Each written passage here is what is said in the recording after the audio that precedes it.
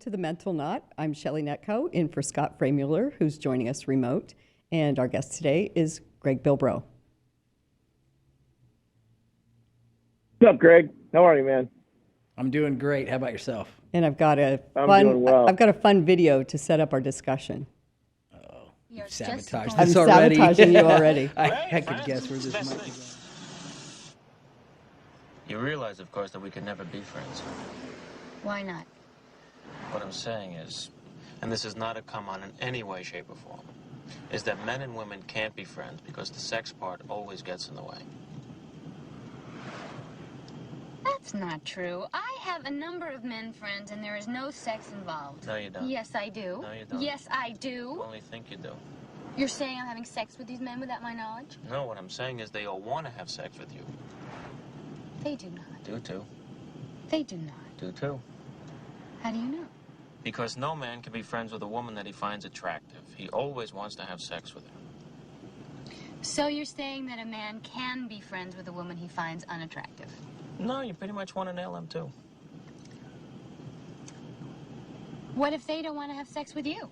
Doesn't matter, because the sex thing is already out there, so the friendship is ultimately doomed, and that is the end of the story.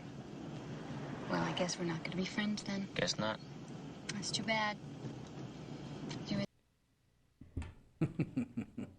So that's our setup. And we are going to talk about platonic friendships between men and women.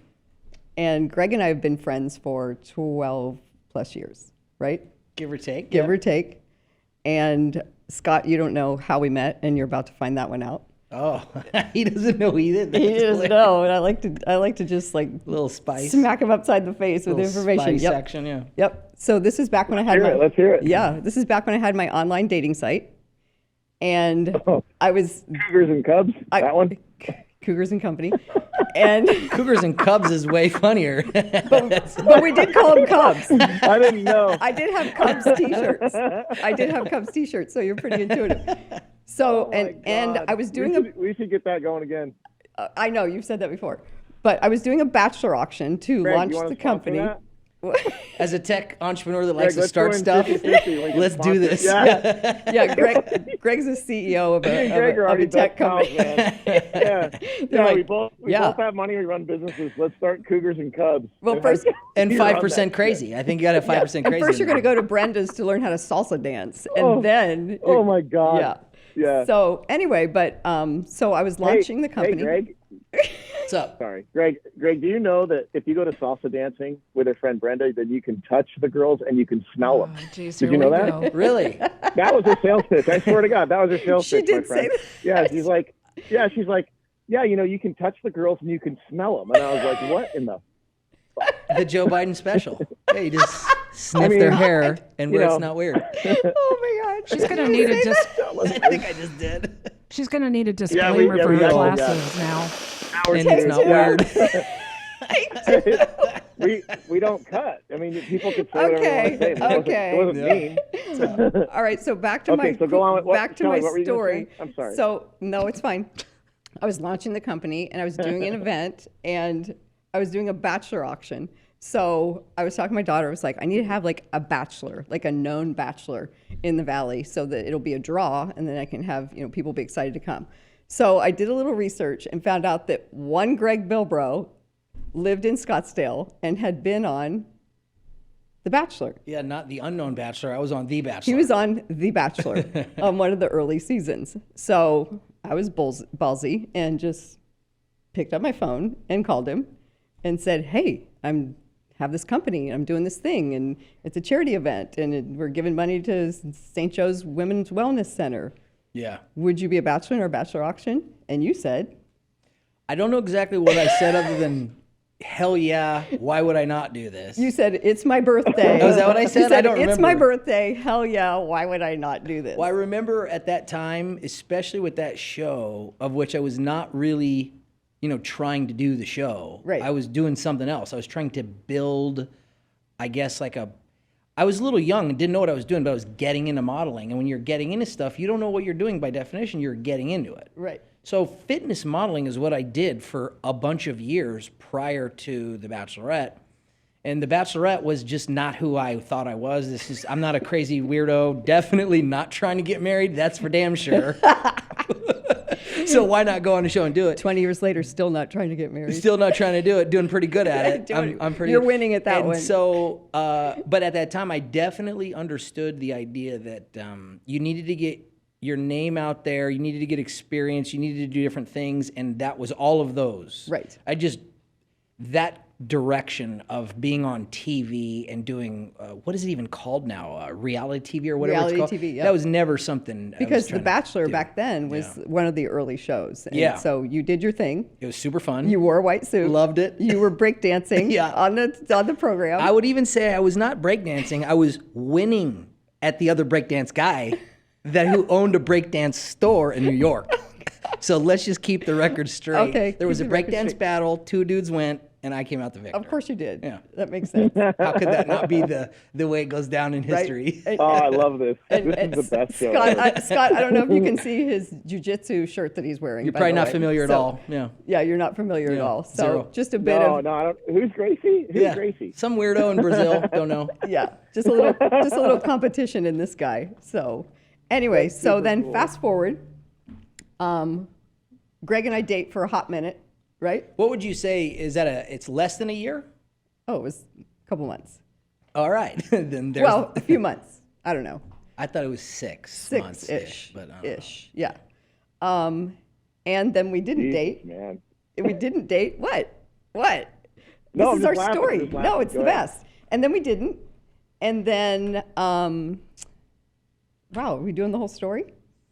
Hey, it's your show, and I'm definitely going to fill in the details that you skip. So let's do this. Okay. And Greg is my ex-husband's best friend. Yeah. Yeah. Yeah. So that's how I met my. So he's Adam's best friend? Yes. Yeah. In fact, wow, I this is think great. if I remember correctly, which I'm sure I don't, because that's not my thing, but I think Adam was going through or had finished a divorce or something Yes. around that time and had moved into my condo complex. He was. Yes. Yeah. Microphone. Yeah. Yes. And he moved into my condo complex, had a cool dog. I'm a dog guy. Yes. And I think I was going to the pool or something on the middle of a Saturday just to whatever, have a drink at the pool and chill. Yeah. And I think him and his dog run out, and I just instantly jump in dogs' faces because I love dogs. Bacchus tried to eat But, you. of course, and he, it was awesome. And it was just a fantastic exchange. And it was 2 dudes.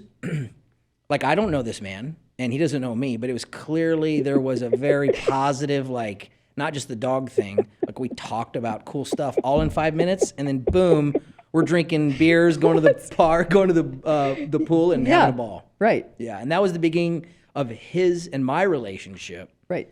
which was, I don't even know what year that is. Is that 09 or? To 12 years ago, 2010. Okay, 10. Yes. Yeah. And so that's where he comes into the party. Right. Go ahead. Right.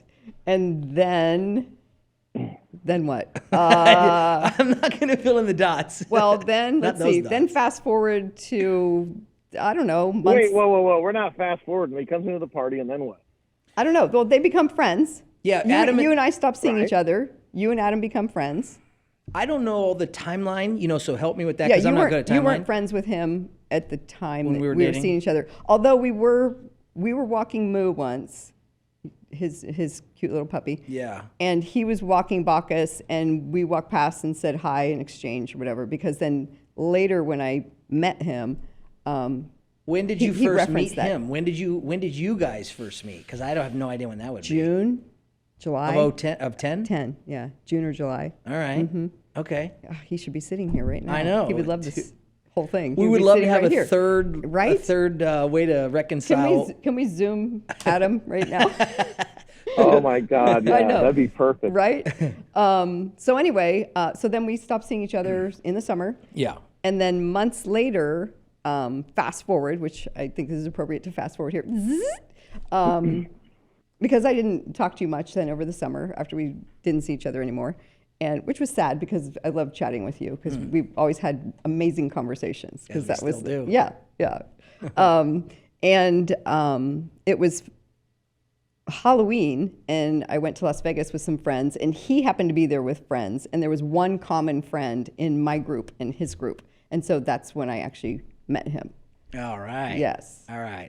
I remember that, but didn't know, like, I thought you guys went together, actually. I don't remember that, but I kind of thought you guys went as a couple. I didn't know. No, it was. He went with his buddies and you went with your friends or whatever, and somebody knew somebody, and then that's how that happened? All right. Yeah. And I've heard Vegas is quite the... Nothing happened in Vegas. What? Nope. Nothing happened. Nope.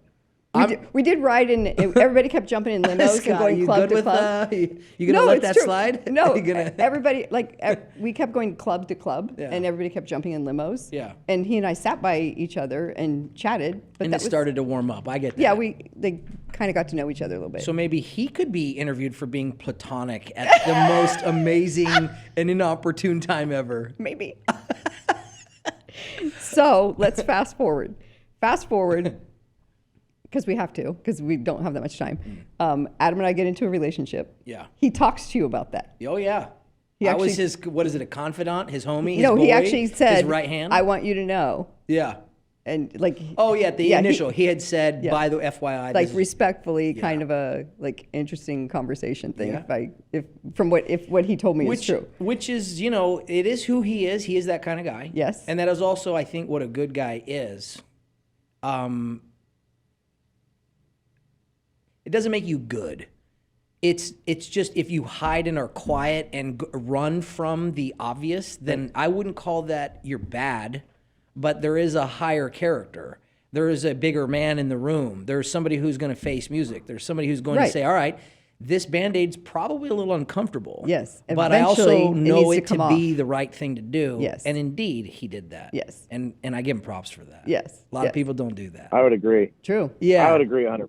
Yeah, That's badass. especially when it's That's easy badass. to not do. You could just not do it, and what if Yeah. nobody? You just walk away into the darkness of the night. Right, hide your and truth. Nobody cares. Yeah. Right. Yeah, don't be shady. Yeah, I agree. I did the second part of that. I did the not so character thing, and you're right. That's a fucked up way to go about it for sure. For sure. It's Says a lot. It says a lot It's hard about to Adam. carry that, right? It is. It takes a little bit of time. You know what I mean? And people do things for different reasons or whatever. But you're right. You're absolutely right, Greg. 100%.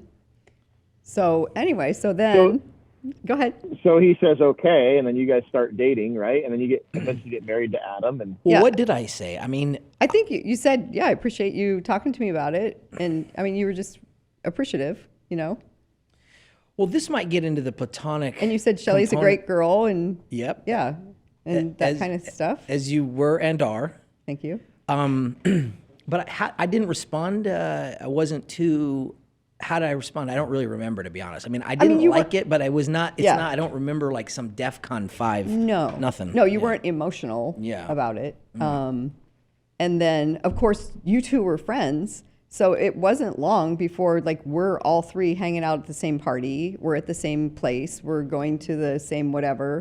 Going to the same sushi thing together with a bunch of people and that kind of stuff. And that kind of became our friendship. Yeah. And it did become our friendship.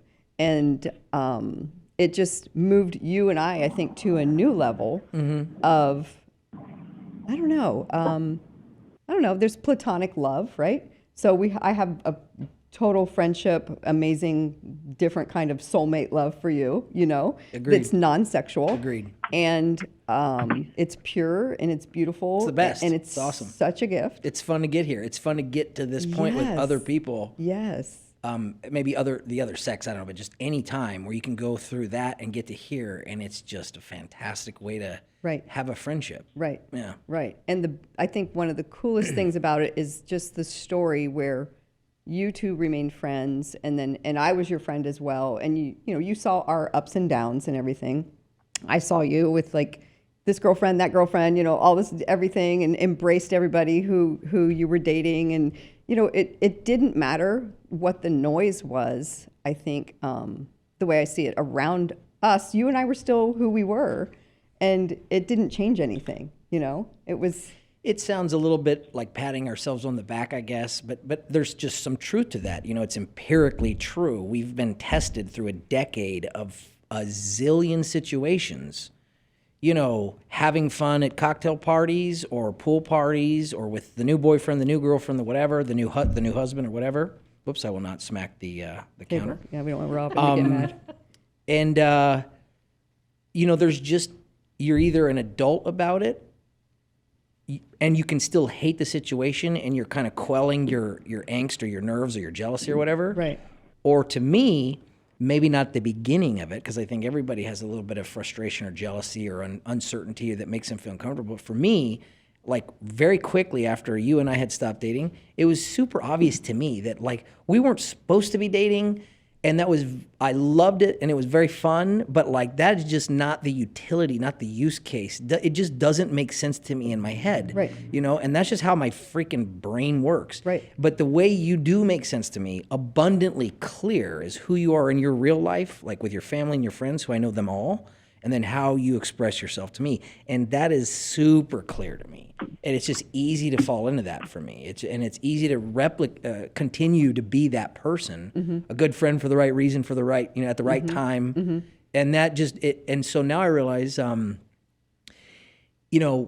dating somebody and then being friends for the rest of your life, it should be understood that maybe the dating was the spark or the impetus to have a best friend for the rest of your life, not a mistake, not an error. I hear a lot of people say, oh, we dated for however long and it didn't work out. Right. That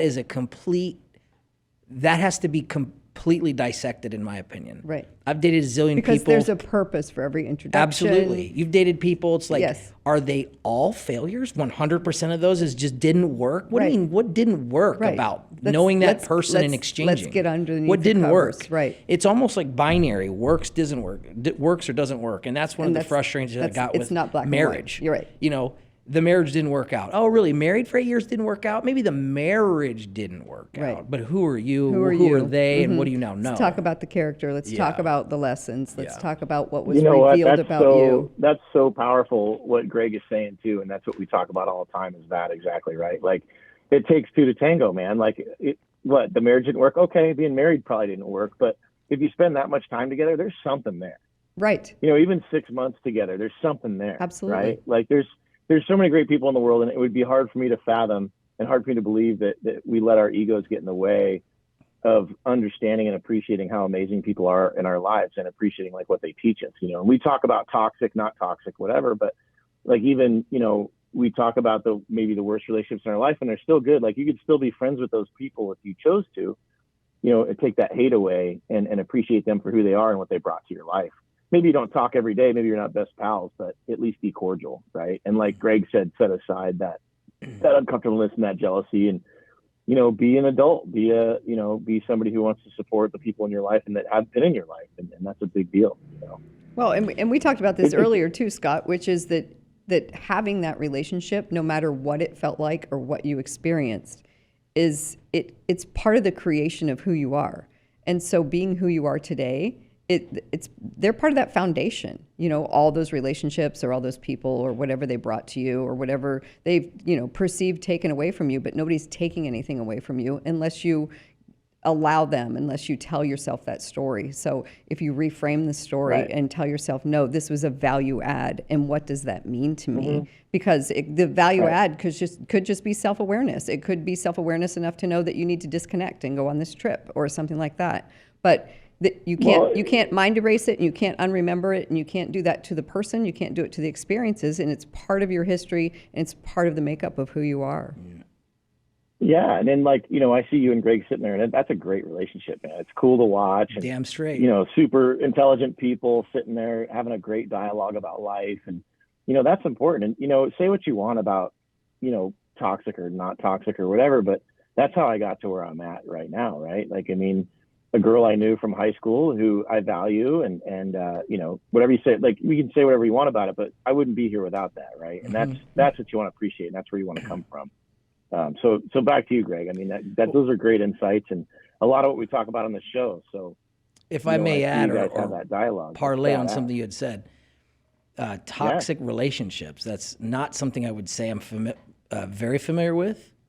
But I would say that you only need... You've seen some, though, from the outside. Well, I've had a little bit of dirt, but I now have friends that have had really rough things. And so I realize I have not had that. I've had some stuff. But what I will say to that point, and Scott, I know you don't know anything about jiu-jitsu, especially Brazilian jiu-jitsu or mixed martial arts whatsoever. But there's a concept... I never talked to Greg about you, FYI. Never. There's a concept that I would like to teach you called managing the distance. Yes, sir. Yes, sir.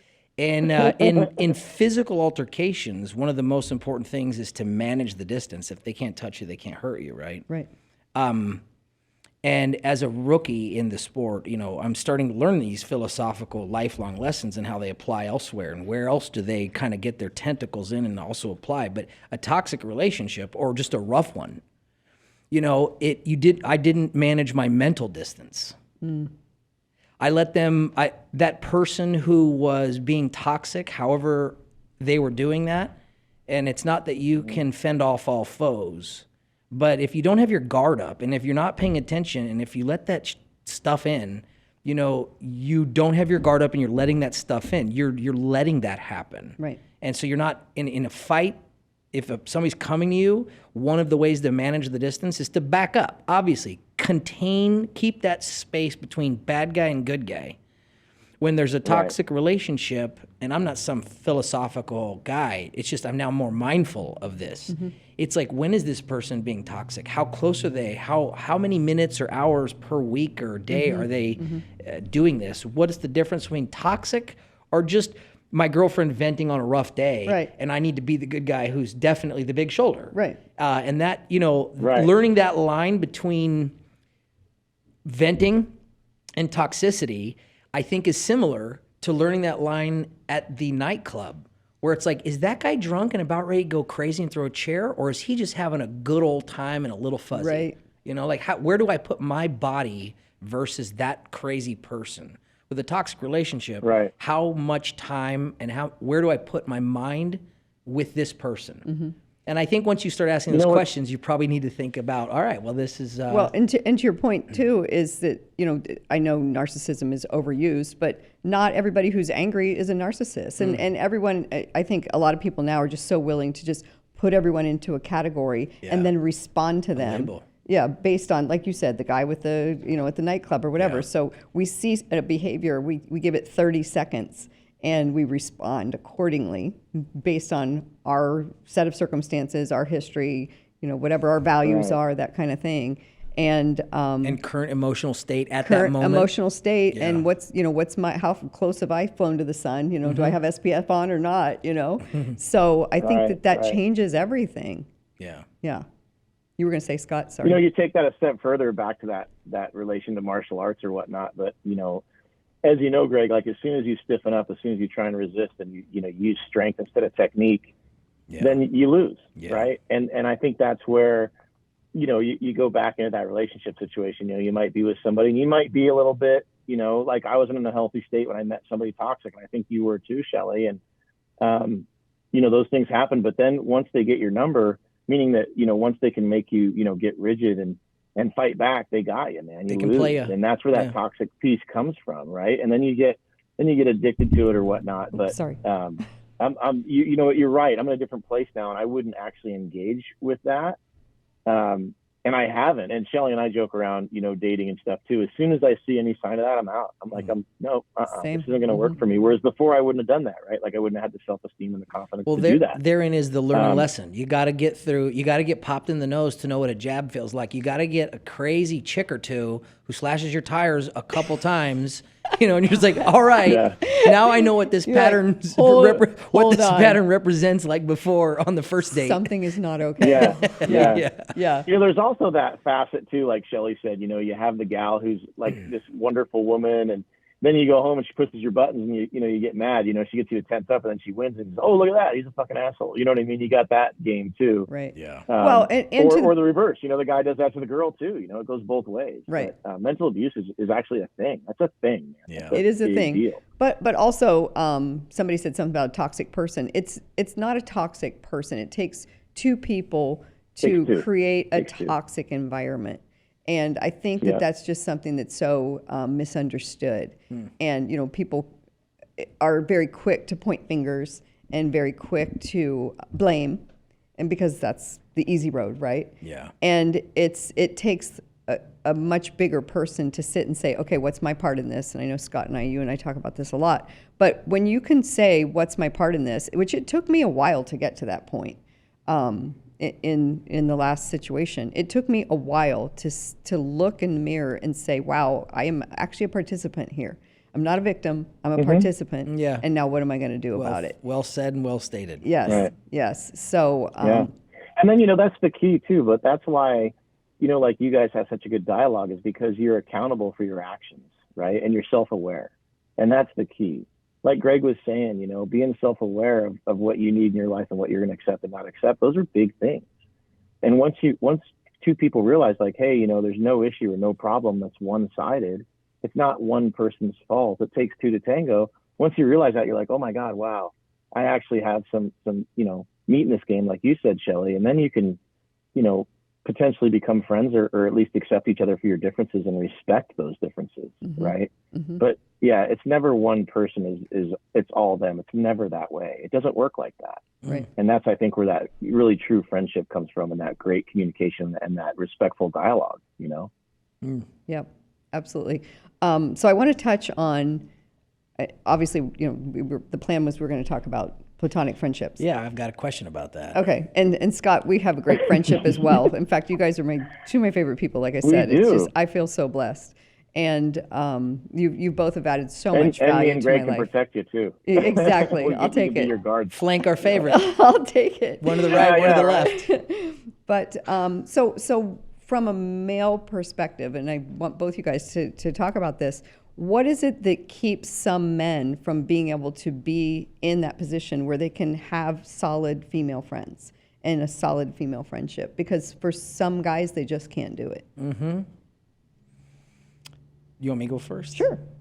Go ahead. I was actually that was my question I was going to maybe bring up right before this. It's such a interesting, or I don't know if it's a segue, but it's just aligned quite nicely. I think with almost anything in life, or many things in life with us humans, we have to be taught how to do stuff. And to assume we know how to do something or an innate ability, I'm not saying those don't exist, but I'm saying this is not one of those spaces. If you, let's say, I'll just speak for myself, if you have a girlfriend, you break up, I think there's this, especially when you're young, you don't even know how to tie your shoes when you're real young. So how do you talk to somebody? How do you work through a weird thing, complicated subject matter, something you've never experienced? So in other words, you have to be taught how to do this, or it would be very helpful if somebody could explain how a young man can have a girlfriend. And I'm not saying this doesn't go for girls. I just am talking how I understand it. Sure. I had girlfriends when I was like in high school and broke up. And then you sit next to them in third period and don't know how to look at them. Right. You know what I mean? It's super awkward and weird. Well, what do you do? Because it's a rejection thing. Yeah. Well, if you break up with them, they break up with you, and the whole thing. Somebody's that's rejected. one deal for sure. Yeah. But But how do you actually be the thing, like- friendly when you're 19, when you don't have it was just, and then that to me, and go ahead, Scott, that right there, that level of difficulty, if you don't solve it then, it's just like if you don't learn how to ride a bike when you're 10 or something, talked about you that. never learn how to ride a freaking don't- bike. yeah. You never get there. And so I didn't know how to talk to girls, let's say post-breakup. Right. Other than let's call it an avoidance behavior. Sure. And I don't know. It's just, I'm guessing that's what Yeah. I did. Hey, what's up? That's probably what I did. Right. Well, like everyone does. And then I had to grow up and learn how to try to talk and get through that uncomfortability of trying to talk. And maybe you invited me today Cross the due to my bridge. platonic capacity, but it's not easy. Right. It's not, I don't know how to do it as an expert. It's not easy. No, you're an expert. Yeah, well, thank you for With that. me, you are. Yeah. And I know you've got Yeah. some other female friends that love- you talk about. I love everybody, and I've got frustrations with ex-girlfriends, but I would never, ever have any negative ill will on any of them. Right. Ever. Right. And I'd be happy to sit in a room and do whatever we had to do. And I think that's the difference Yeah. is loving everybody. Yeah. That's where we need to come from. Yeah, is If exactly. you I think come that's from the a key loving right there. Yeah, if you come from a loving Yeah, place with that's the pure key. intention Yeah. and only want other people to be happy, which is post-breakup, whatever, post-divorce, whatever. And of course, everyone has to go through their healing process, their self-forgiveness, their forgiveness of the other person, getting past resentment, just all that cathartic healing that is required. Once you get through that and can cross that bridge, then you're into sitting with yourself and saying, okay, who am I and who do I want to be? Yeah. And if you are a loving person, then not being a loving person and pushing someone away, calling them names and doing all those things doesn't feel natural. So when you're in conflict with your internal being, then that's fucked up. And that changes everything for you. It changes how you sleep. It changes how you behave daily. Yeah. It changes your family relationships because it all comes out and people can tell you're tense, you're angry, you're, all these other And things. you can tell. You can feel. You can you're tell. Weird. Yeah. So I know when I was. But here's. Go ahead. Go ahead. We know when you want. No, I was just going to say, when please. I was trying to be angry post-divorce, I was Yeah. like, what the hell am I doing? This isn't who I am. And I just sat with it and I was like, no, okay, I actually do love him. We just don't work. Yeah. So that was my Right. big game changer. I hear you. I know that too. I know you do. I'll make a comment on that. And I think I'll take both your comments just, and expand upon them, I guess. But the interesting thing is that, if you have truth and you have respect, then why would there ever be an issue post-breakup, right? And I think, Greg, that's what you're saying is that's what we learn, right? Like we learn to be honest. And I think I'm friends with, I know I'm friends with every single girl I dated that I can think of, and even both my ex-wives. I'm actually really good friends with both of them. Maybe not my second ex-wife, but good enough to be like communicating respectful, right? And when there's an issue or when you can't be is when there is lies involved and when there was like lack of truth. And that's the key part, right? Like there's no accountability on one side, toxic or whatever you want to call it, but it's really ends up being like a lack of truth and lack of respect versus, like say, for example, you date somebody and you're like, hey, you know what? You're a really wonderful woman, but I'm so sorry you're not for me or whatever. And I'd love to be friends, or whatever. That's a different type of breakup than, you catch somebody cheating or you catch somebody lying or you catch somebody, you have this big blowout because you couldn't be truthful about not wanting to be in a relationship. And I think it comes down to that respect and that truthfulness because anything other than that creates a problem. And then, one of the people wants to avoid it. Like you said, Greg, right? Like you don't have the tools in high school and you don't want to avoid the truth, right? Like you don't want to admit your fault. So you just avoid the issue.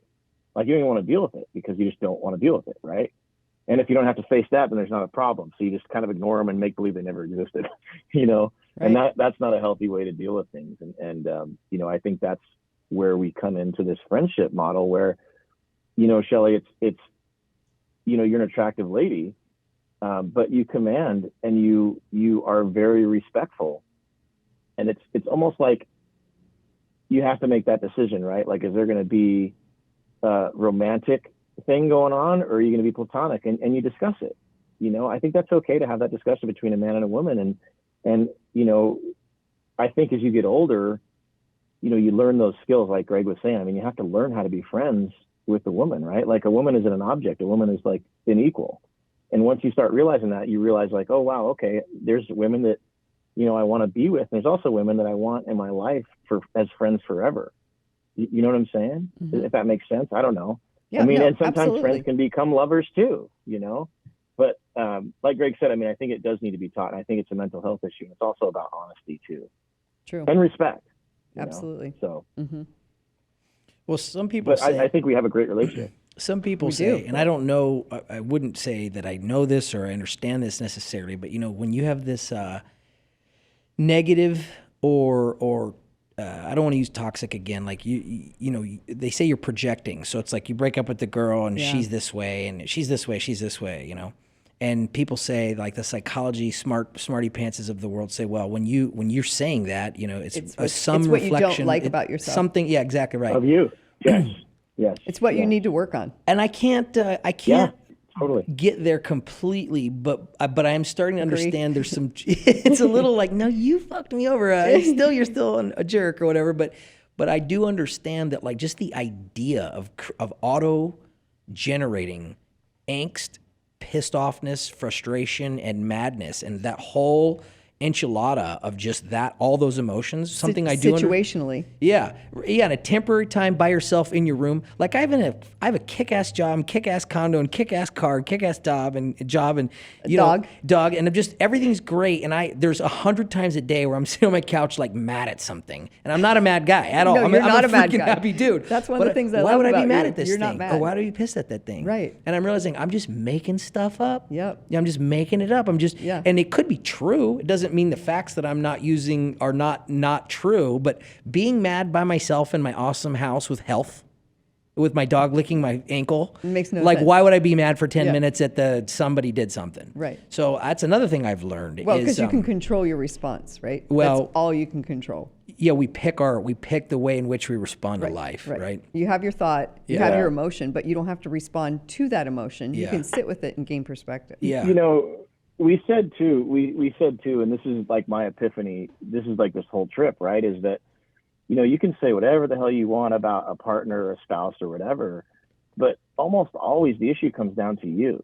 Yeah. Like Greg just said, you know, like if you're pissed off sitting on your couch by yourself with your dog and your house, like everything in your life is good. Everything in all of our lives is really amazing.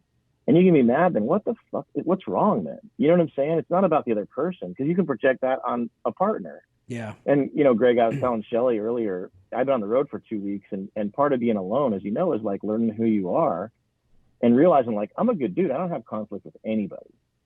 I've met tons of people and, you know, been all over the country pretty much already. And I don't have issues with anybody, man. I wake up every day. I'm happy. I work out. I do my thing. I get along with people. You know what I mean? I'm adventurous. And you really learn to know who you truly, truly are without someone else in your life. And then no one can take that away from you.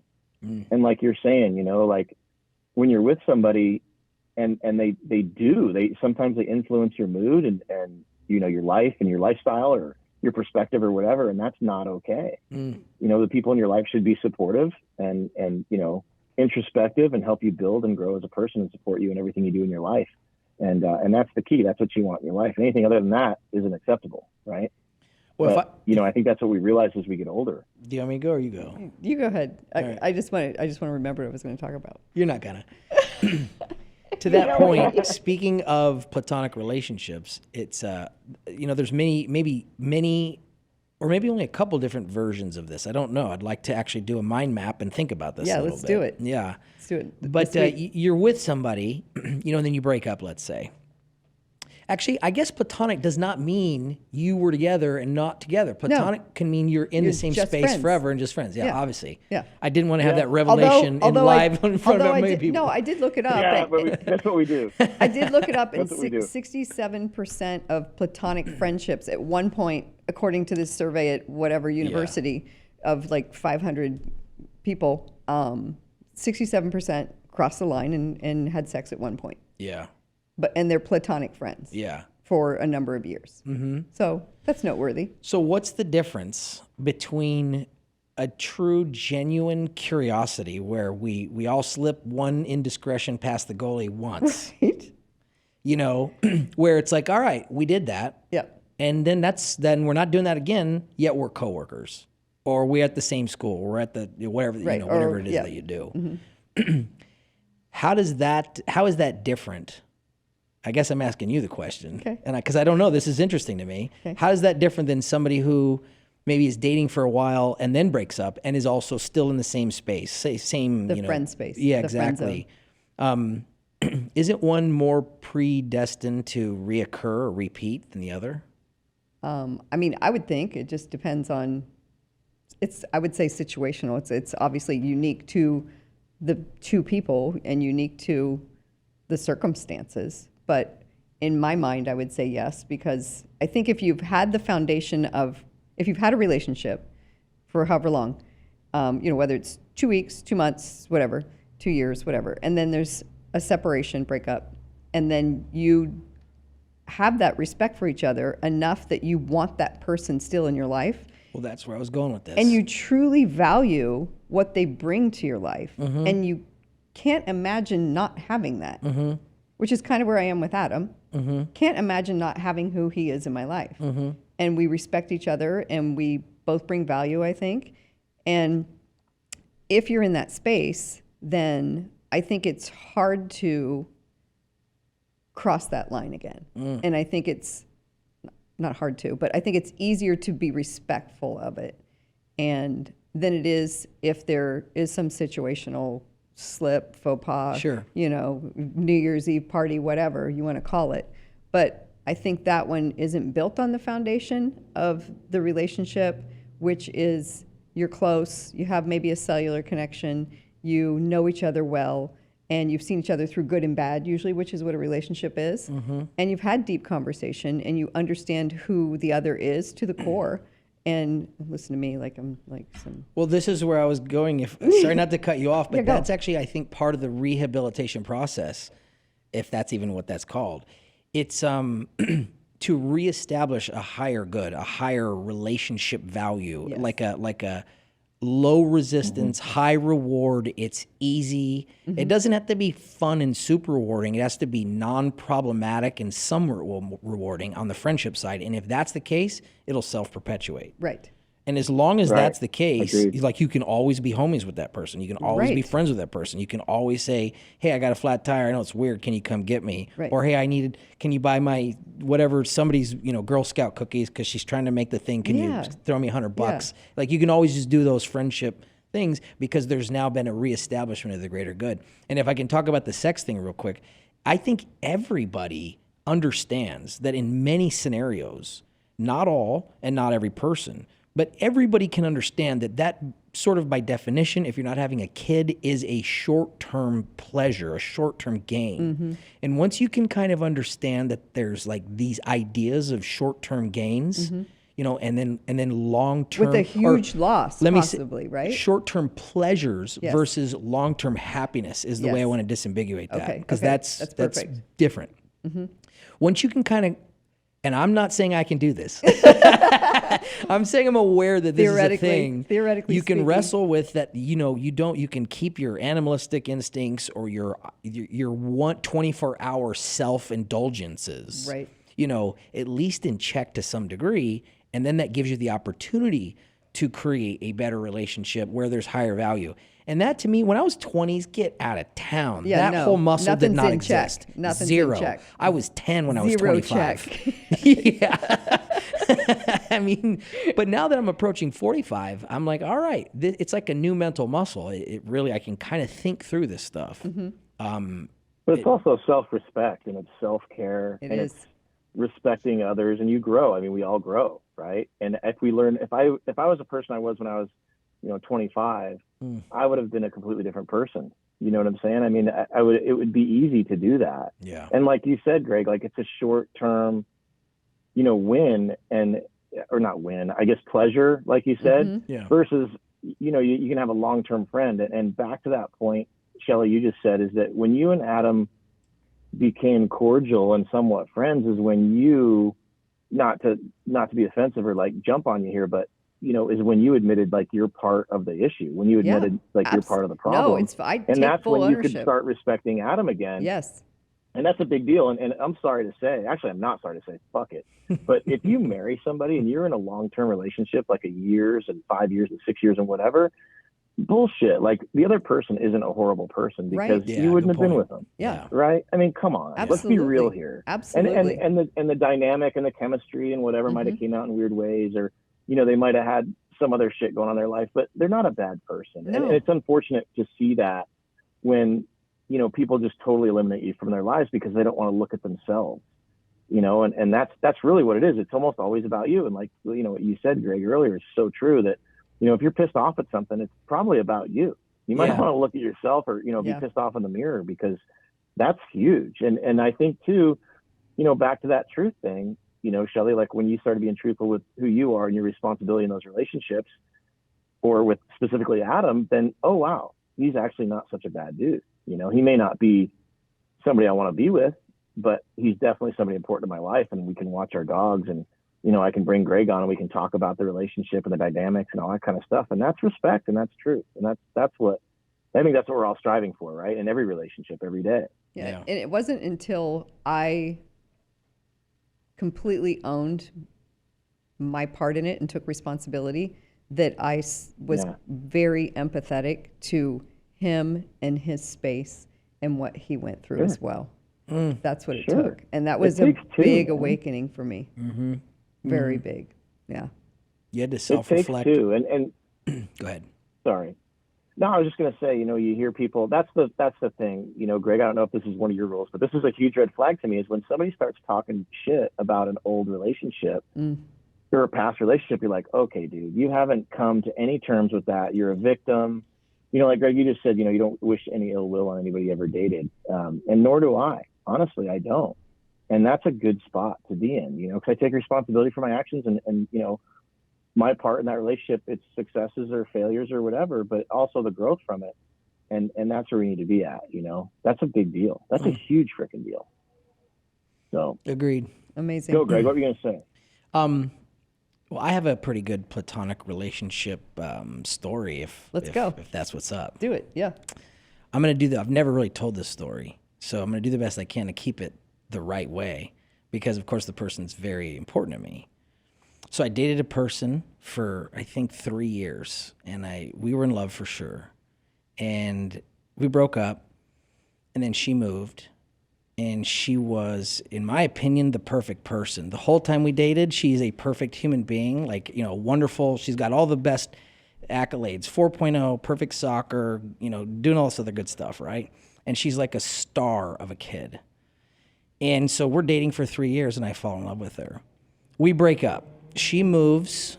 She goes and gets pregnant. And at that time, for this person, it was just not in her world of thought process. That was like a derailment, I think. Now, I could be wrong, and I could be putting words in this person's, you know, mental space, but the way I interpreted her was, boy, that was not part of the of the plan. Yeah.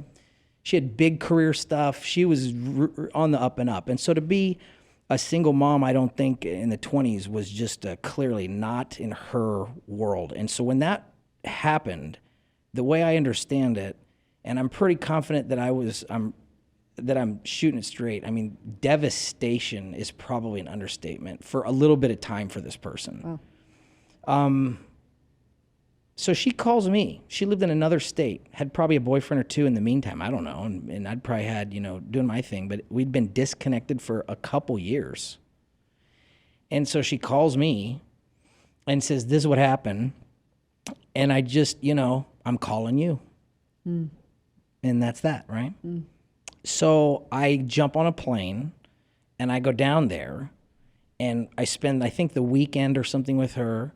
And it's just hugs and crying, you know. It's a new space for her and me. I don't know what I'm doing. I'm just being a best friend to somebody that used to be the love of my life.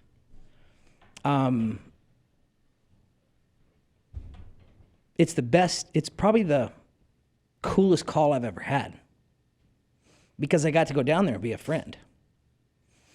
And I slept in her bed every night. We didn't touch. She's a supermodel of a beautiful person. And probably smarter than she is a supermodel. Yeah. And it was just like a different experience for me. and I was not even having the experience. She was going through a life event. You know, I was just a shoulder. But I flew my ass down there, and I would do it again a million times for anybody that I dated. Because I just knew how big a deal that was, and I knew that I was getting the call. You know? Yeah. So that right there, that I just knew, like, there was just like 100% of what I was there for that weekend was just to help. And so that changed me. Right. Since then, that was probably, I don't know, 10 or 15 years ago. I don't really know. I had no idea I was going to be talking about this today. It's okay. It's a little embarrassing. This is the cone of silence I think and the it's truth. great, man. It's the truth This chair. is great, yeah. Yeah. Please, But how please, appropriate, please right? share. Well, and you know what's funny is I was thinking about today as I was driving here. I was thinking about one of the most poignant things that you ever said to me. It was when we were dating, and we were having one of our like conversations that went like 14 hours, and you know, who's sitting out by the pool, who knows? And you said, I don't put fences around relationships. And I said, tell me what that means. I was very curious. And you said, well, nobody owns anybody. You know, nobody belongs to anyone. And whatever is. And, you know, if you're just, whatever you feel. And you can't constrain anyone or their feelings or their actions or anything. And that stuck with me for the last 12 years. Yeah. And it was so impactful. And what you just described is exactly what you walk the talk. It's powerful. When I was a kid, and I don't even want to say this because then everybody's going to just think I'm equating it, but when I understood dogs at a young age, like I really quickly realized you put a dog in a cage, they figure out how to chew through it. You put a dog in a backyard, they figure out how to dig under the thing or jump over the thing. Yeah. you know, and so you become a 10 or 15-year-old, and your mom or dad put constraints on you. What do? Dig under the thing, jump over the thing, break out of the thing. Yeah. Climb out the window. Climb out the thing, right? Go down the tree. You start to get a girlfriend, you know, and you put any constraint around her, Same thing. and they will comply until they dig under the thing, jump over the thing, don't want to be there is the point, you know? Yeah. And that just clicked early for me as just an understanding. Right. Having nothing to do with like dogs, humans, or whatever. Just like that's, I guess, maybe how it is, how mammals are. I don't know. But so constraining people has just been something I've learned. As soon as you think that that's what you should do or that's the right way to remedy their behavior. Yeah, and so many Get ready for- so many people think that the relationship and the partner is the possession. Yeah. And that's where everything starts to go sideways, I think. Or if it hasn't Wow, already, that's so true. but that's part of it. So is this like a That's free-range massive. girlfriend? You just keep the door open? Keep the door open. Come and go. Just a turnstile. You know what's funny no is fence. you're It's a right. bank Like, door. it goes back to that truth thing once again, you know, but you're right, Greg. Like every time somebody tried to put a restraint on me or I tried to put a restraint on them, it blew up. Like shit does not work that way. And it's usually because of a lie. Like, you know, you're insecure, you're angry, or, you know, it's because you're not telling the truth about something, right? Like you shouldn't have to put a fence around anybody that loves you. Like that's the whole point of love, right? Like that's the whole point of relationship. Like you shouldn't have to contain them or make them want to do anything. As soon as you start doing that, then it's not love anymore, right? It's unconditional. You know what I'm saying? And that's powerful, man. We should like freaking show that every show, because you're right, dude. That's a perfect analogy. As soon as you put a fence around something or someone, it's just fucked up. It's Well, if I not going may to add work, to that- dude, because that goes back to that resistance. You can't do that. Right. This has actually been maybe one of the, and I wouldn't call it a struggle, just a learning lesson. You know, I've had girlfriends who actually say, you don't do anything. You know, you don't even, that guy looked at me, you didn't even care. You know, you didn't, like, no constraints, like so free, so open. I've had this comment